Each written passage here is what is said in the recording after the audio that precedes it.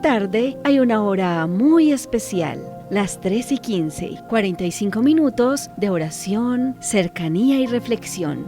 Un momento para escudriñar y conocer el contexto histórico de la palabra de Dios. Prepara Biblia, cuaderno, lápiz y corazón. Lección Divina, lectura orante de la palabra de Dios.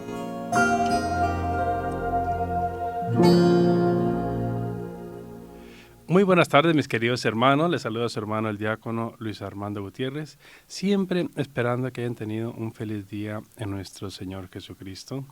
Que el Señor les ayude en todas sus necesidades, en sus sufrimientos, en todo, absolutamente en todo lo que ustedes viven, en sus trabajos, en la enfermedad, en todo, que el Señor siempre les asista a través de su misericordia y de su amor. Y desde luego también que nosotros siempre podamos contemplar el rostro de nuestro Señor Jesucristo. Nunca perder la esperanza. Nosotros siempre estamos llamados a perseverar. Y perseverar precisamente es perseverar en la fe en nuestro Señor Jesucristo. Un saludo a todos los hermanos que nos escuchan, que nos sintonizan a través de Magna Estéreo 97.6 FM, también los hermanos que nos siguen a través de nuestras redes sociales de Facebook y de YouTube. Siempre reciban un cordial saludo en nuestro Señor. También por ahí a los taxistas misioneros, a todos los hermanos que nos sintonizan, que van manejando también. Una misión bellísima también que Dios les pone, por ahí a los enfermitos también, la misión también de orar por la iglesia. Ya se acercan también estas elecciones, también orar para que elijamos a nuestro presidente, que sea el mejor, que podamos también tomar las mejores decisiones. Queridos hermanos, el evangelio de hoy también es un evangelio maravilloso, en continuación precisamente del evangelio de ayer. Desde ayer terminamos ese capítulo 14 y hoy iniciamos el capítulo 15 del evangelio de San Juan. Ese es Juan, capítulo 15, versículos del 1 al 8. Yo invito a todos a tener ahí por ahí su lápiz y cuaderno también listos. Que tengan ahí su lápiz y cuaderno también para responder, para participar con nosotros con estas preguntas sencillas. El día de hoy vamos a estar demasiado regalados con esas preguntas. ¿Usted también ya tiene ya su cuaderno listo, Sandra? Ya lo tengo listo. Ya está súper. Mejor dicho, ¿el de 100 o el de 500 hojas? No, de 1000. El de 1000. Pero siempre, hermanos, lo más importante para nosotros es disponer nuestro corazón. Que el Señor nos conceda en este ratito que vamos a tener de oración, de meditación de la palabra, el perseverar también, el escuchar su palabra, el también el no defendernos frente a la palabra de nuestro Señor. Vamos a iniciar con una oración, pidiendo al Señor que nos asista, que envíe su Espíritu Santo sobre nosotros. En el nombre del Padre, y del Hijo, y del Espíritu Santo. Amén.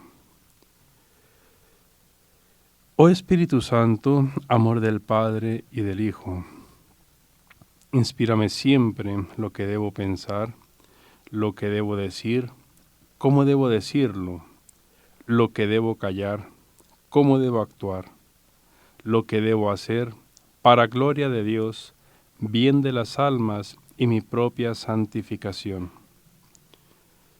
Espíritu Santo, dame agudeza para entender, capacidad para retener, método y facultad para aprender, sutileza para interpretar, gracia y eficacia para hablar.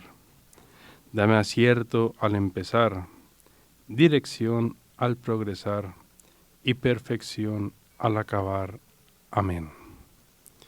Bueno, mis queridos hermanos, vamos a iniciar con esta oración que hemos hecho, pidiendo precisamente el Espíritu Santo, pidiendo también la gracia del Padre y del Hijo para que nos asista en esta bellísima tarde.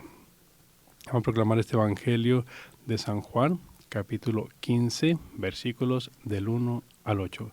Realmente es un evangelio relativamente corto, pero es importante también para nosotros escuchar la palabra, de no distraernos, porque A veces nos distraemos así sea un segundo y ya nos perdemos de todo, ¿no? Entonces, vamos a escuchar esta palabra que el Señor nos regala. Del Evangelio según San Juan. Yo soy la vid verdadera y mi Padre es el viñador. Él corta todo sarmiento que en mí no da fruto y limpia todo lo que da fruto para que dé más fruto. Vosotros estáis ya limpios, gracias a la palabra que os he dicho. Permaneced en mí, como yo en vosotros. Lo mismo que el sarmiento no puede dar fruto por sí mismo, si no permanece en la vid, tampoco vosotros podréis si no permanecéis en mí. Yo soy la vid, vosotros los sarmientos. El que permanece en mí y yo en él, dará mucho fruto. Porque separados de mí, nada podéis hacer. Si alguno no permanece en mí, es cortado y se seca, lo mismo que los sarmientos. Luego los recogen y los echan al fuego para que ardan. Si permanecéis en mí, y mis palabras permanecen en vosotros, pedid lo que queráis, y lo conseguiréis. La gloria de mi Padre está en que deis mucho fruto, y seáis mis discípulos. Palabra del Señor. Gloria a ti, Señor Jesús. Bueno, Sandra, queridos hermanos, hemos escuchado este Evangelio de San Juan, que ya la Biblia de Jerusalén lo titula La vid verdadera, la vid. Y nosotros estamos también llamados a permanecer unidos a la vid. La vid, cuando hablamos de verdad, la verdad es Cristo. Cristo es la única verdad. Habrá verdades, ¿no? Muchas veces cuando decimos algo que es cierto y es verdad, pero cuando hablamos de la verdad con mayúscula, la verdad es Cristo. Entonces, queridos hermanos, para que participen con nosotros en nuestra lección, hemos formulado 3 preguntas muy, muy sencillas que seguramente nos van a ayudar en la reflexión frente a este Evangelio. Y la primera pregunta que quisiera hacer es, ¿he reflexionado sobre el amor de Dios Padre conmigo? ¿He reflexionado sobre el amor de Dios Padre conmigo? O es decir, el amor de Dios Padre hacia mí. ¿Sí? ¿Cómo yo puedo experimentar ese amor de Dios Padre? Incluso es importante también para nosotros si nosotros consideramos a Dios como nuestro Padre, ¿no? Porque muchas veces si nosotros tenemos como una fractura con nuestro Padre biológico, es muy probable también de que exista también esa fractura con Dios Padre. Entonces, la invitación es como a reflexionar o cuestionarnos si también nosotros reflexionamos sobre el amor de Dios Padre. ¿Cómo ha sido esa relación de amor de Dios Padre conmigo, contigo? ¿Cómo es esa relación? Nuestra segunda pregunta es, ¿cómo ha sido mi respuesta frente a ese amor? Sí. ¿Cómo ha sido mi respuesta? ¿Cómo yo correspondo al amor de Dios? Es la pregunta. Y nuestra tercera pregunta es, ¿qué palabra, qué versículo me llama más la atención de este Evangelio? ¿Y por qué? Así es que ahí les dejo. Son preguntas muy simples.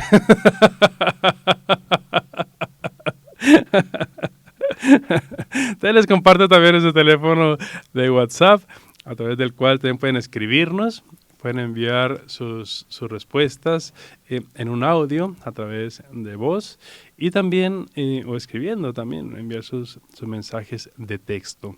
Desde luego también pueden participar con nosotros escribiendo a través de Facebook y de YouTube. Primera pregunta, ¿he reflexionado sobre el amor de Dios Padre conmigo? ¿He reflexionado frente a eso? ¿Cómo es ese amor de Dios Padre hacia mí? Nuestra segunda pregunta, ¿cómo ha sido mi respuesta a este amor? ¿Cómo es? ¿Cómo es esa respuesta de mí hacia Dios? Y nuestra tercera pregunta es, ¿qué versículo o qué parte de este evangelio me toca, me gusta y por qué? Así es que, mis queridos hermanos, ahí les dejo estas preguntas también para que nos ayuden un poquito en la reflexión. Yo siempre he dicho que es importante para nosotros, para nuestra vida, hacer un pare, ¿no? Parar un poco, cuestionarnos, hacernos preguntas.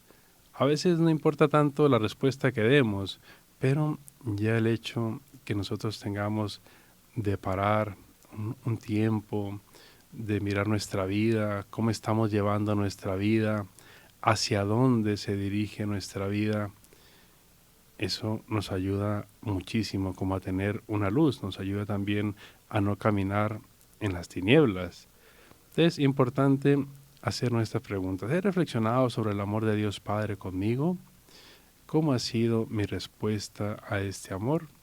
¿Y qué parte o qué versículo de este evangelio toca mi vida? Yo quisiera leer un fragmento de la carta a Diogneto. La carta de Diogneto es uno de los escritos más antiguos del cristianismo y nos da unas luces también frente a lo que significa estar unidos a la vid verdadera, lo que significa el ser cristiano en el mundo, el ser cristiano en el mundo. ¿Qué significa ser cristiano en el mundo? ¿Será que ser cristiano en el mundo será realizar solamente actos de piedad? Sandra, ¿qué dice? ¿Ese es ser cristiano? ¿Qué significa para nosotros hoy en día ser cristiano en el mundo?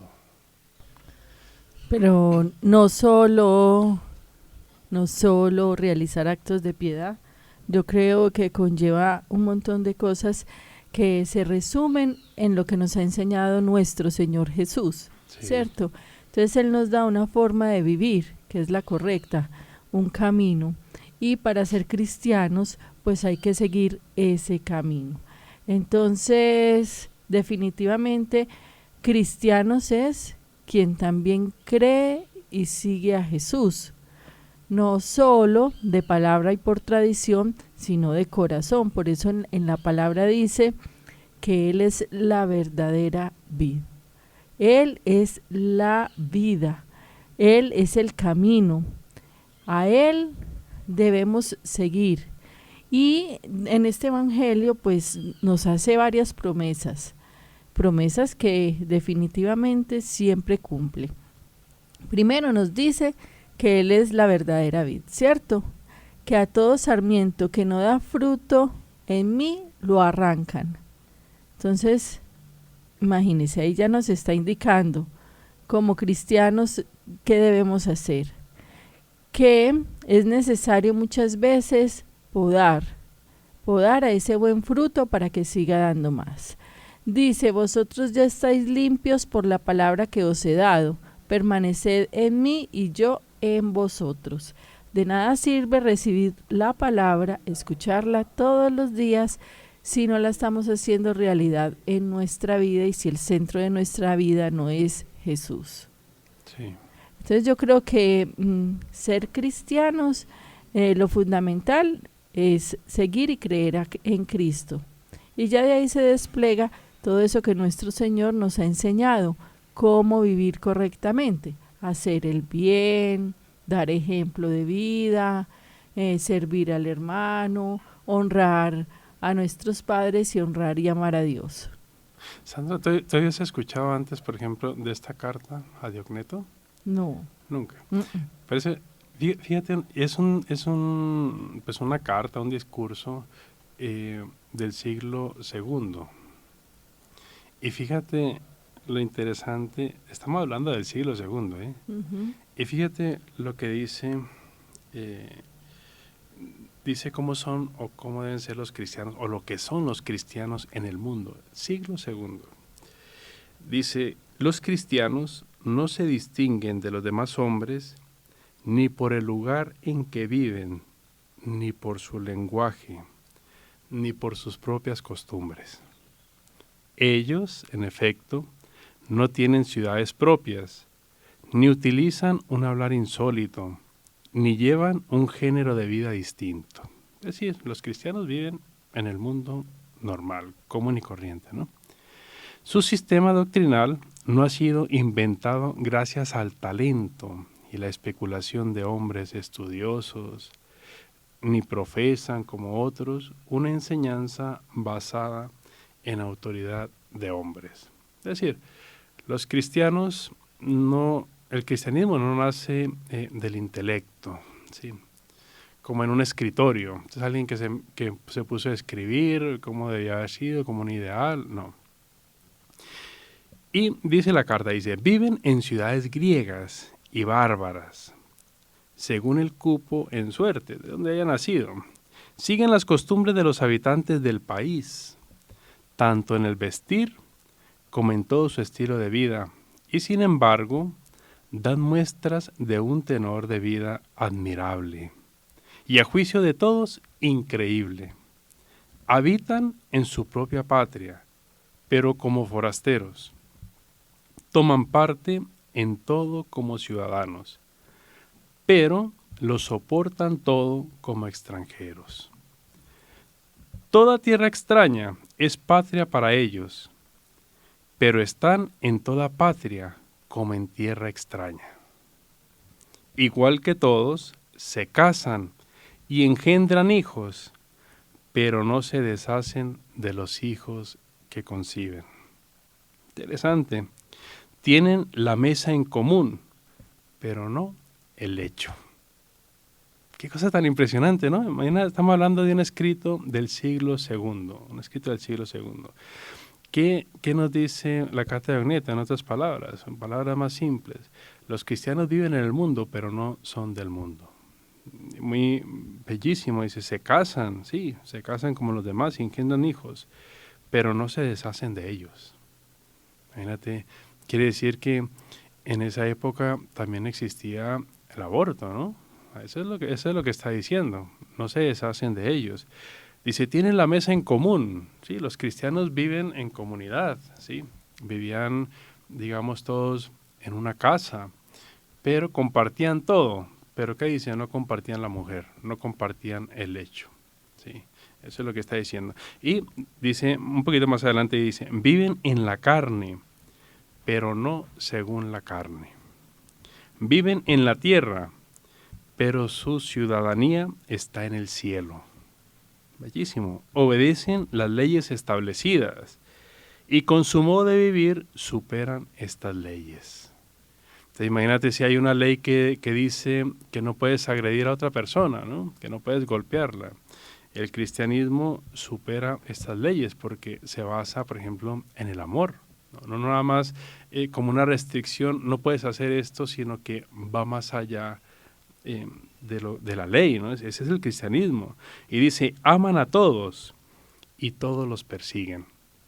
Es muy interesante porque realmente los cristianos no hacen nada, digamos, contracorriente, ¿no?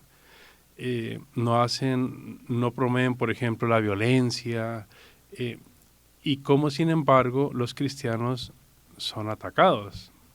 Y ahora, pues en Occidente menos, pero digamos en Medio Oriente o en Oriente también, donde los cristianos son martirizados. ¿El por qué? Si digamos que los cristianos no se meten con nadie, ¿sí? O sea, no tienen dificultades con nadie, sin embargo, nos odian o los odian.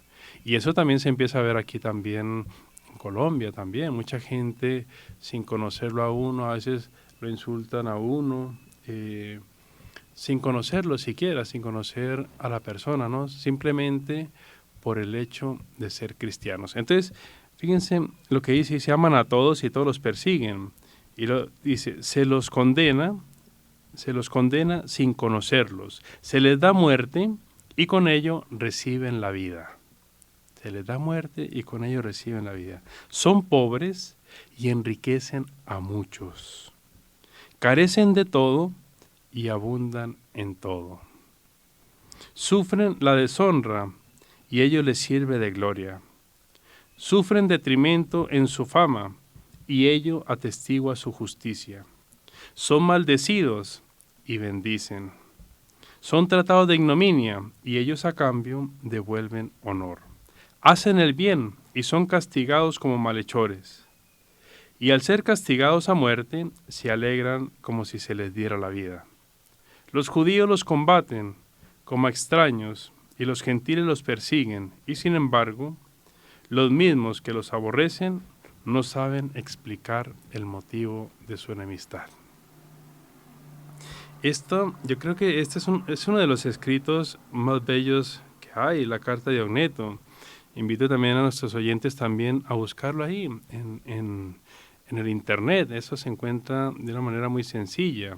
Es una pequeña obra, tiene alrededor de 12 capítulos, sí tiene 12 capítulos, y es una pieza que está dentro de la literatura cristiana, ¿sí?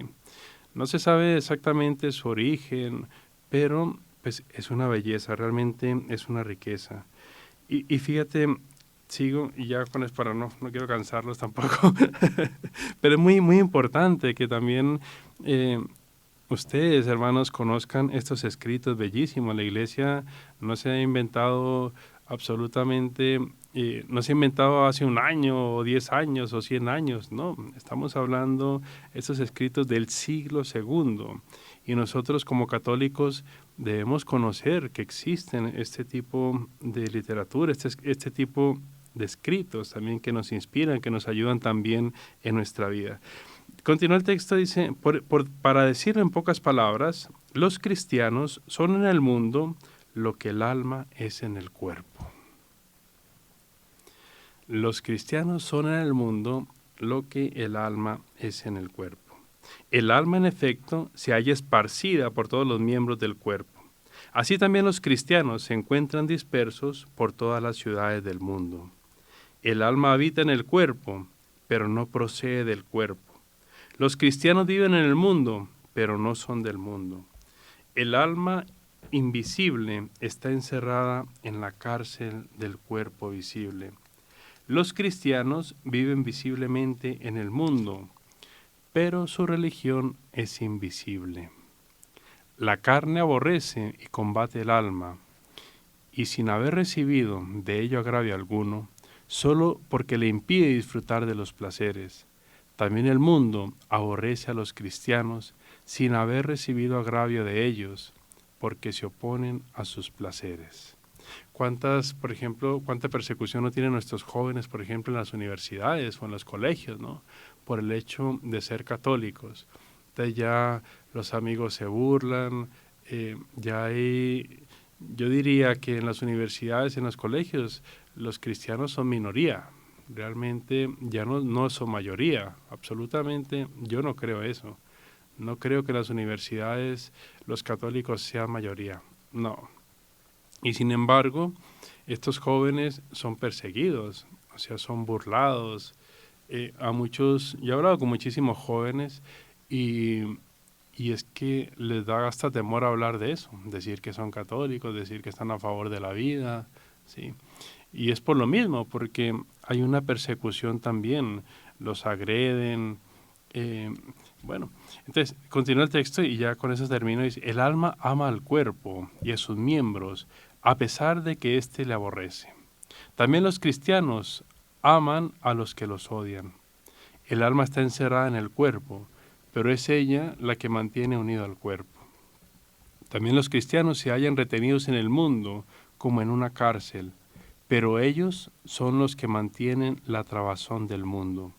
El alma inmortal habita en una tienda mortal. También los cristianos viven como peregrinos en moradas corruptibles, mientras esperan la incorrupción celestial. El alma se perfecciona con la mortificación en comer y beber. También los cristianos, constantemente mortificados, se multiplican más y más. Tan importante es el puesto que Dios les ha asignado, del que no le es lícito desertar. Aquí pues, es un fragmento solamente de la carta a Diogneto, es el capítulo 5 y 6. Ustedes pueden buscarlo también, hermanos, y esto nos enriquece también a nosotros, y estoy seguro que también nos ayuda a amar más a nuestra iglesia, el poder conocer estos escritos. Así es que me impresionaba cómo terminaba el texto. Dice, a los cristianos, al puesto que Dios nos ha asignado, no nos es lícito desertar. No es lícito dejar a nuestra iglesia. No. Nosotros estamos llamados a llevar en nuestros hombros la cruz, a llevar en nuestra vida a nuestro Señor Jesús. Bueno, mis queridos hermanos, la carta a Diogneto, que ustedes la pueden descargar de internet, buscan allí en Google, en cualquier buscador, la carta a Diogneto, y ahí les va a aparecer muchísima información. Hay una página que se llama Merkabah, ustedes colocan ahí Merkabah y ahí hay muchos escritos, muchos textos bellísimos, cristianos, católicos, de los padres de la iglesia, de los padres del desierto. Entonces, la invitación también es a leer, a conocer también sobre estos pasajes. Bueno, volviendo otra vez, pues no volviendo nuevamente a nuestro Evangelio de San Juan, sino que la carta de Diogneto nos muestra también lo que significa estar unidos a la vid verdadera, porque un cristiano, una persona que está unida a la vid, ama, vive en el mundo, pero no es del mundo. ¿Sí? Son como, la carta nos da como unas características de los cristianos, de lo que implica ser cristianos, ¿no? No se deshacen de los hijos, viven en comunidad, pero no comparten el lecho, ¿sí? Entonces, es por eso me parecía demasiado interesante, bellísimo este texto de la carta a Diogneto. ¿Qué piensas, Sandra, de la carta de Diogneto? Que muy profunda, definitivamente, sí. Y expresa de una manera maravillosa lo que es un cristiano. Me llama mucho la atención cuando dice que el alma habita en el cuerpo, pero no es del cuerpo, o sea, no desprende, o sea, no sale del cuerpo, es algo especial, una dimensión que nosotros muchas veces no nos alcanzamos a imaginar. Es un verdadero misterio de Dios el saber que todos tenemos alma y que es lo que verdaderamente vale, y es la que nuestro cuerpo va a morir, ¿cierto? Sí. Pero nuestra alma y nuestro espíritu no. Y por eso hay que trabajar en vida como verdaderos cristianos, entender la profundidad. Nunca había escuchado esta carta, la profundidad de estas palabras tan maravillosas, de cómo explica, o sea, todo tiene un sentido para el cristiano y todo tiene un valor y todo es como con una profundidad especial, lo lleva a uno a entender lo que es ser un verdadero cristiano. Y al escucharla yo me ponía a pensar, pues ser cristiano es algo maravilloso. Sí. Y si lo hacemos de esa manera, o sea, si cumplimos nuestra vida, si la llevamos así como dice, yo creo que sería más maravilloso. Es una forma muy, muy, muy bonita en la que expresa aquí Diogneto. Sí. ¿Y quién es Diogneto? Ay, señor, ahí sí. Lo corché. Es que ese escrito, Diogneto, parecería que era una especie como de gobernante. Uh-huh. Entonces, es la carta a Diogneto. Es una carta que le dirigen a este personaje, ¿sí? Diogneto no es el que escribió la carta. Es a él a quien se la dirige. Y de hecho, es una carta que los escritos se conocen como apologética, como en defensa de los cristianos. ¿Sí? Sí, este texto podemos adecuarlo en los escritos de los padres de la iglesia. ¿Sí? Son fragmentos. Es que no se conoce la autoría, no se conoce el autor de esta carta, porque pues data del siglo II. no sé qué más decir. Yo la busqué por acá en internet y dice también, termina con una oración que como que resume todo lo que esta carta nos quiere decir, o lo que hemos perdido o lo que no podemos dejar perder. Y dice: oh Dios, que amas la inocencia y la devuelves a quienes han perdido. Atrae hacia ti el corazón a tus fieles, para que siempre vivan a la luz de tu verdad los que han sido librados de las tinieblas del error. Por Jesucristo nuestro Señor. Amén. Entonces, mire, estamos en el mundo, pero no somos del mundo. Eso Sí. dice mucho. Sí. Ujú. No, y es que lo bellísimo de esta carta es que es como la Sagrada Escritura también. O sea, a pesar de tanto tiempo, la Sagrada Escritura, la palabra de Dios, nos da, es actual, Ujú. es actual. Siempre es vigente. Entonces, yo pienso que si no hubiese dicho que es del siglo segundo, o sea, muy fácilmente podíamos creer que fue escrita ayer Ujú. o hoy, porque da una respuesta frente a las situaciones que vivimos, frente a las problemáticas, frente a lo que significa hoy en día el cristianismo. ¿Qué es ser cristianos? O sea, nosotros nos podemos contentar, como decía ahora, con las devociones, de pronto ir a una procesión, que no está mal, o sea, ir a una procesión está bien, pero el ser cristiano va mucho más allá. El ser cristiano ya implica estar unidos a la vid verdadera, Ujú. estar unidos a Cristo, estar unidos a Cristo. Y es muy interesante también, Sandra, porque la concepción, o sea, ya frente al Evangelio que hemos escuchado, estar unidos a la vid, la concepción que se tiene en el Antiguo Testamento es que Dios era el propietario de la viña, es decir, de Israel. Israel es la viña, ¿sí? Y Dios era el propietario. Y también un dato muy curioso de este Evangelio de San Juan es que no se encuentra el relato de la institución de la Eucaristía. En el Evangelio de San Juan no está el relato de la Eucaristía, así como lo está en Mateo, Marcos y Lucas, ¿sí? Entonces, al ser Dios el propietario de su viña, nosotros hacemos parte de esa viña. Cuando, en medida en que nosotros nos adherimos a Cristo, nos hacemos presentes, es decir, dejamos de habitar en este mundo, o sea, de habitar, es decir, de vivir en el mundo sin ser del mundo, Ujú. ¿sí? En la medida en que nos adheramos a nuestro Señor. Y también a mí me llama mucho la atención, por ejemplo, de que esta figura de la viña, esta figura de la vid, Jesús lo retoma. Es decir, ya los profetas ya nos habían hablado, por ejemplo, de lo que significa la vid o la viña, ¿sí? Si nosotros, por ejemplo, leemos el texto del profeta Isaías, en el capítulo 5, dice, que cante por mi amigo el canto del amado y su viña. Mi amado tenía una viña en una ladera fértil. El texto dice, revolvió la tierra, quitó las piedras y puso una planta para la selección. En medio construyó una torre y cavó un lagar.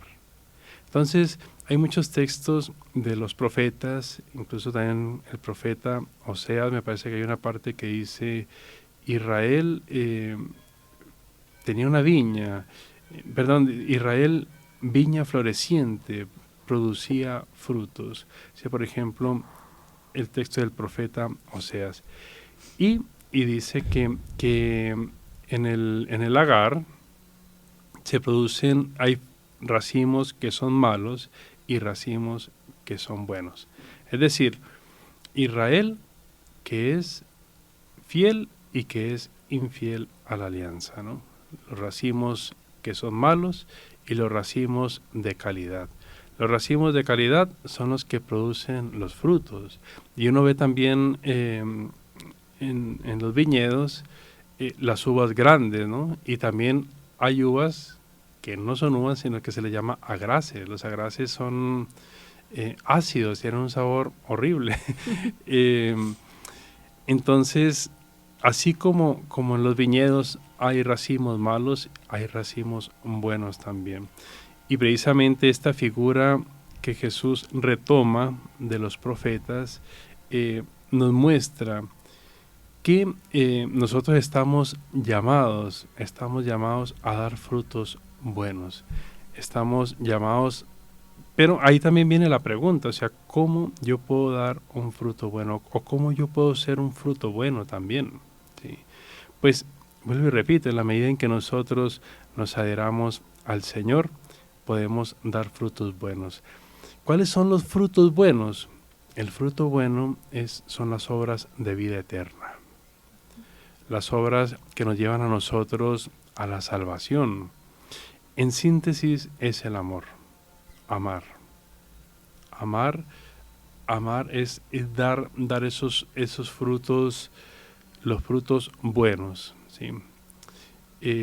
Y también, como decías ahora también, se me perdió este texto aquí, el que permanece en mí y yo en él dará mucho fruto, porque separados de mí nada podéis hacer. No podemos ser cristianos si estamos separados de Él. Sí. Nos vamos a distraer en el mundo. ¿Por qué? Porque si no lo tenemos a Él, el mundo nos va a comer, nos va a tragar, nos va a, ¿cómo se dice?, a ilusionar. Entonces, ahí, haciendo como un paralelo entre la carta y el evangelio de hoy, definitivamente, como nos explicaba la carta lo que es un cristiano, para poder cumplirlo así, para poder sentir que somos verdaderos cristianos, tenemos que seguir a Jesús, tenerlo en nuestra vida. Y ahí me llama mucho la atención porque dice que a todo sarmiento que no da fruto en mí, lo arranca el labrador. Entonces imagínense, nosotros somos ese sarmiento que muchas veces no damos fruto. ¿O ahí cómo sería? Dice, a todo sarmiento que no da fruto en mí, lo arranca. Ay, Señor. No. Y a todo el que da fruto, lo poda para que dé más fruto. Es que, pues Dios a nosotros nos da y nos ha dado una libertad siempre, ¿sí? Desde luego que Jesús está encaminado también al pueblo judío, ¿sí? Uh-huh. Que vino a ellos y no lo escucharon, ¿sí? Les habló, no hicieron caso. Y Jesús se dirige precisamente a esto. Entonces, Jesús, ¿qué nos está diciendo? ¿O qué le dice a los discípulos? Yo soy la vid, mire, den fruto, acérquense a mí. Si ustedes quieren tener vida eterna, hagan estos frutos. Es decir, es como yo les he dado la oportunidad, hombre. Y también es muy interesante, Sandra, eso de ser podados, ¿eh?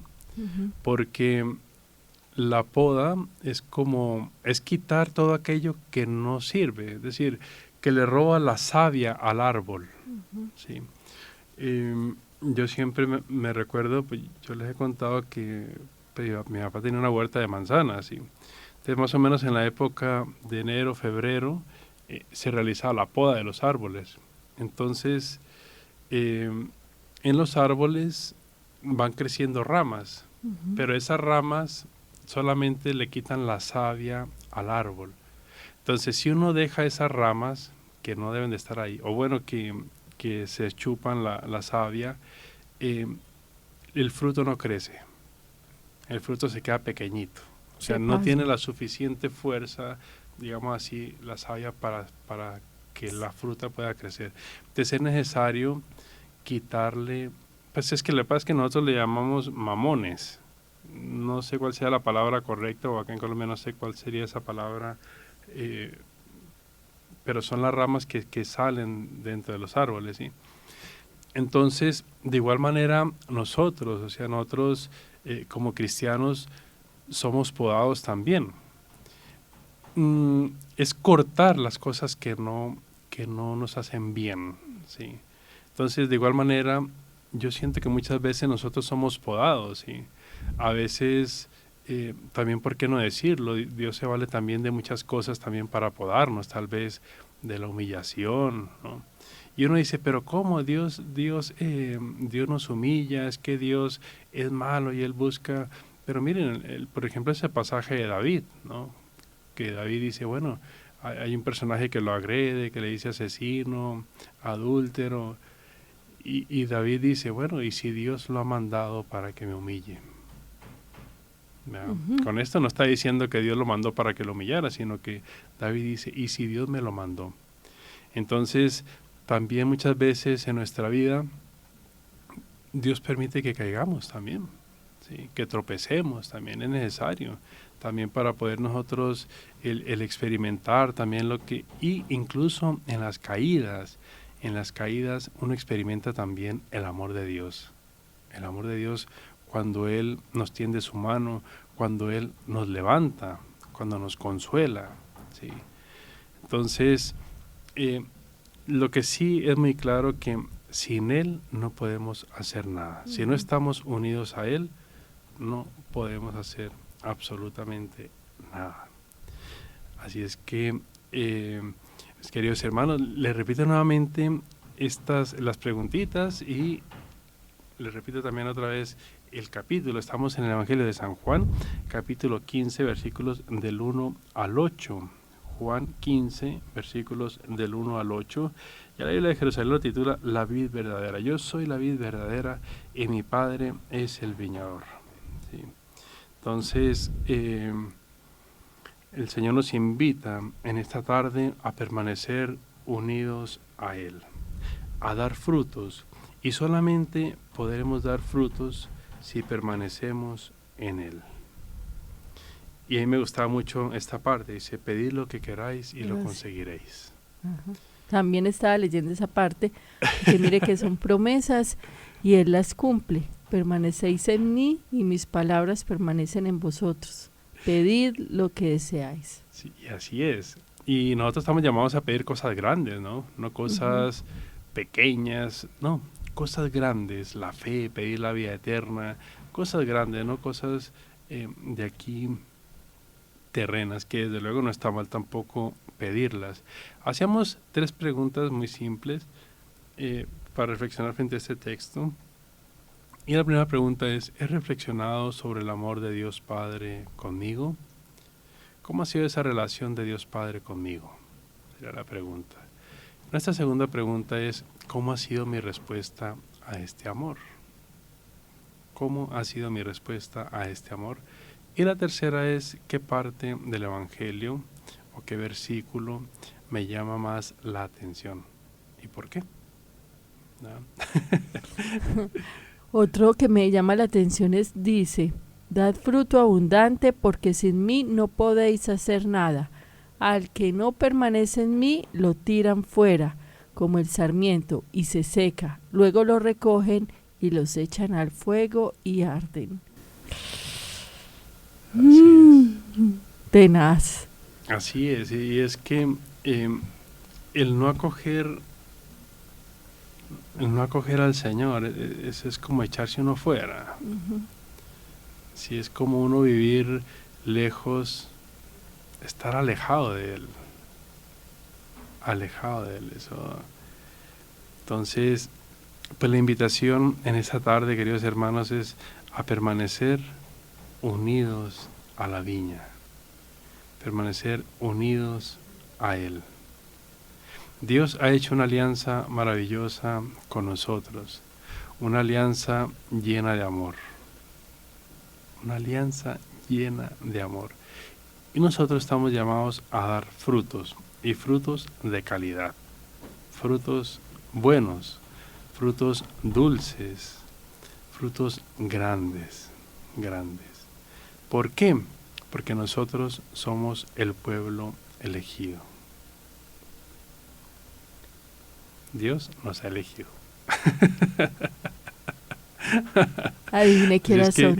considerémonos privilegiados realmente porque tenemos un Dios lleno de amor. Es que mis queridos hermanos, si Dios quiere, nos vemos este próximo viernes, pues conmigo. Que el Señor les bendiga siempre, siempre, les asista en todas sus necesidades, que les acompañe siempre. Entonces, muchas bendiciones para todos. A mí se me fue rapidísimo el programa. 45 minutos.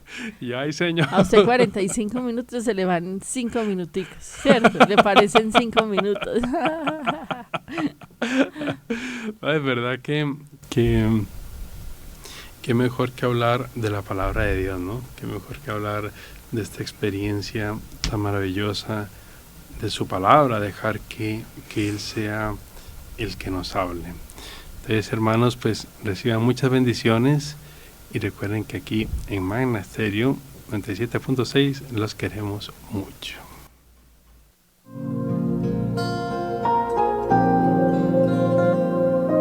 En la tarde hay una hora muy especial, las 3:15, 45 minutos de oración, cercanía y reflexión. Un momento para escudriñar y conocer el contexto histórico de la palabra de Dios. Prepara Biblia, cuaderno, lápiz y corazón. Lección Divina, lectura orante de la palabra de Dios.